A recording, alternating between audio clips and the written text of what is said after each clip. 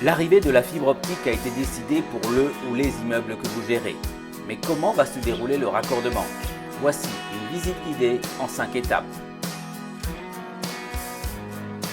La société Rosas est votre interlocuteur. Elle commence par poser un panneau d'affichage dans l'entrée de l'immeuble pour informer les résidents des travaux et de leur durée. Depuis ce qu'on appelle un NRO, un nœud de raccordement optique, la fibre optique est acheminée jusqu'à l'immeuble via des fourreaux situés sous la voie publique pour atteindre un point de mutualisation. Il s'agit d'un boîtier métallique ou en plastique dont la taille varie en fonction du nombre de logements composant l'immeuble.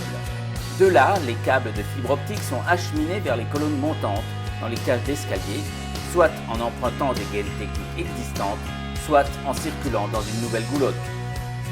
Tous les 2 ou 3 paliers, en fonction de la configuration des lieux, un boîtier d'étage est installé. C'est un boîtier de dérivation des fibres optiques vers les différents logements. La fibre optique est tirée à l'intérieur des appartements. Le technicien de Rosas qui réalise ces travaux installe également les équipements en fonction de l'offre qui a été choisie par le client final. C'est quelque chose qui est mis en place par la région, qui est totalement gratuit pour tout ce qui est locataire, propriétaire, syndic. Il n'y a pas de budget à allouer à ce raccordement.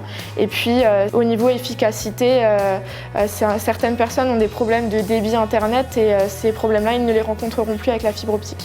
Ils attendent ça avec impatience. Ils aimeraient même que ça aille plus vite parfois. Mais on suit un planning rigoureux et puis chacun aura la fibre d'ici la fin du projet dans 6 ans, dans tous les cas. Et n'oubliez pas, la fibre optique a au moins 3 avantages.